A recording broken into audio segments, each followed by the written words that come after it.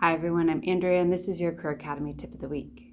So this week we're going to talk about how to transition into a new type of job. So right now you're probably hearing a lot of people unhappy with where they're at, whether they have had an injury or they're burnt out, or they just want to help people or do something different. And so they're deciding to go from one type of job to another type of job.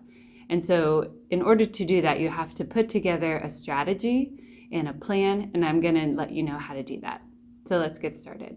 So in order to transition from one type of job to another, you have to create a plan. And the first thing that you need to do is research. Go and find the types of jobs that you're interested in moving into. Read those job descriptions really well. Identify what the requirements are. So that could be that they're looking for specific types of skills, or specific types of experiences, or levels of education. So make sure you know exactly what they're looking for so that you can identify any gaps. So number 2 is to identify your transferable skills. So think about the jobs that you've been in, look back on your resume, look at old job descriptions of the types of jobs that you've had, and identify what skills that you have that can transfer over. And so those types of skills would be managing people, managing projects, problem solving, conflict resolution, negotiating, working with people, working with the public, analytical skills. So these are the types of things that you want to identify in your job history so that you can then focus on those in your resume. Number 3 is to identify the gaps. So I mentioned before, reading the job description of the type of job that you want to go towards. So you need to find out what they're looking for and then identify what are the things that you need in order to move in that direction. So maybe they're looking for a certain type of education or a certificate or a training, or maybe they're looking for a certain level of experience. So if you wanted to move into office work, many times they're going to expect that you've had a couple years of experience performing those types of tasks of creating reports or creating documents or, writing emails, using computers and answering phones.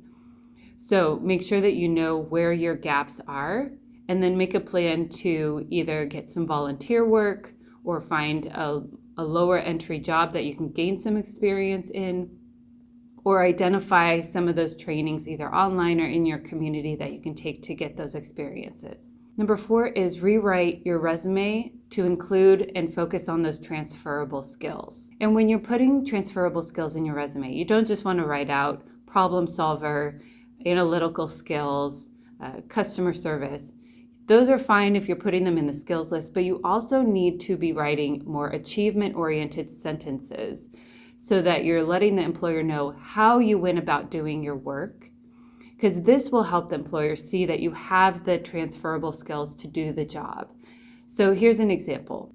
If you worked in a warehouse, you would be unloading and loading trucks or moving pallets. So if you just listed loaded and unloaded inventory on your resume, that's not really going to show the employer that you are able to then move into an office position. So if you said tracked inventory and daily updated Excel spreadsheet, that would let the employer know that you have computer skills and you understand how to use Excel, as well as tracking and possibly even reporting. Another example would be if you were in customer service and wanted to move into a job where you're helping people, something in social services.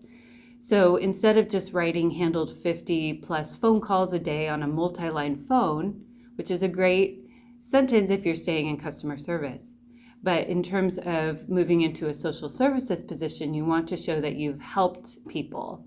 So an example sentence could be assisted customers by identifying their needs and addressing their concerns, because those are the types of skills that you are using in a social services situation or in a job.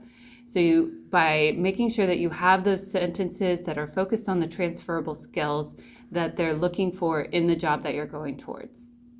And finally, you want to update your cover letter and let them know why you are moving into this new field, why you're passionate about it, why you believe you would be a good fit for what they're looking for. So the cover letter is a great place to start to narrate what it is you're looking for and why. All right, everyone, I hope that was helpful. If you ever need assistance with this, please contact us, and I hope you have a good weekend.